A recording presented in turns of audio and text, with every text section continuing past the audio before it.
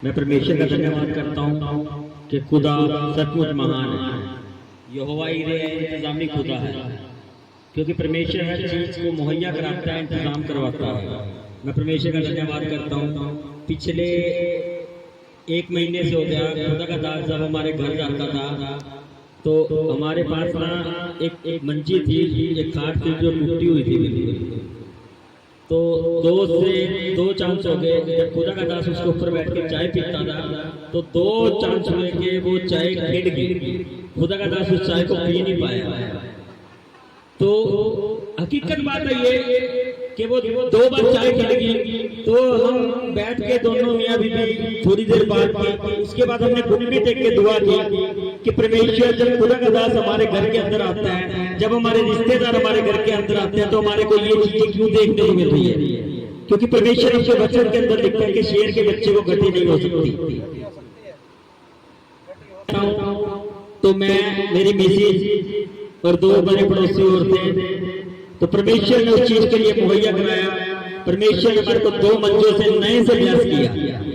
मैं परमेश्वर का धन्यवाद करता हूँ। और जो मंजा टूटा हुआ था, जिसके ऊपर खुदा का दास जाके बैठता था, तो परमेश्वर ने उस मंजे को भी नहीं गिरवाया, उसके ऊपर एक न्यू प्लाई लगवाई और बिल्कुल फ्रेश किया उस मंजे को।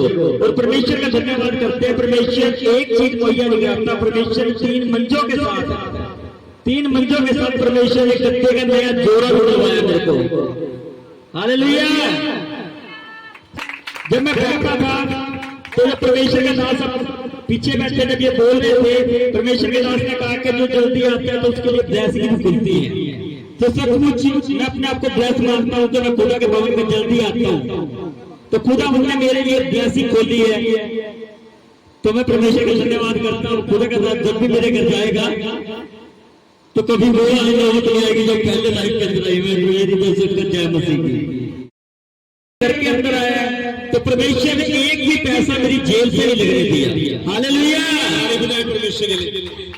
हालेलुया। एक भी पैसा मेरी जेल से नहीं लगने दिया परमेश्वर ने। और उससे पहले की बात थी, काम थोड़ा ढीला चल रहा था, कहीं से पेमेंट नहीं आ रही थी, पैसे नहीं आ रहे थे। तो मेरा बड़ा लड़का जब स्कूल में जाता था तो उसकी सारी वर्दी फटी हुई थी, यहाँ से बाजू फटी हुई थी, शर्ट उसने पुरानी डाल रखी थी, पैंट ऊंची थी, पैंट भी फटी हुई थी। जब वो इस हालात में स्कूल जाता था तो हमारे को रोना भी आता था। हम सोचते थे कि खुदा ये क्या है? तो मैं बार बार उनको कहता था, बेटा वो अपनी वर्दी के लिए प्रार्थना करो कि परमेश्वर मेरे लिए मुहैया करा। क्योंकि मैं मेरे बच्चों को आदत इसी तरह डाल रहा हूँ। अगर उनको किसी चीज की जरूरत होती है, अगर कॉपी की जरूरत होती है, तो मैं कहता पहले परमेश्वर के प्रार्थना करो, दुआ करो, तो परमेश्वर आपके लिए मुहैया कराएगा। तो मैं परमेश्वर का धन्यवाद करता हूँ। मेरे बच्चों ने भी घुटने टेके, हमने भी घुटने टेके। तो जब बच्चों की वर्दी और बच्चों के बैग आए, मैं परमेश्वर का धन्यवाद करता हूँ। जब भी हमारी जेब में से 1 रुपया नहीं लगा। हालेलुया। सचमुच परमेश्वर मुहैया करवाने वाला है, परमेश्वर इंतजाम करवाने वाला है। मैं तो सबको जय मसीह।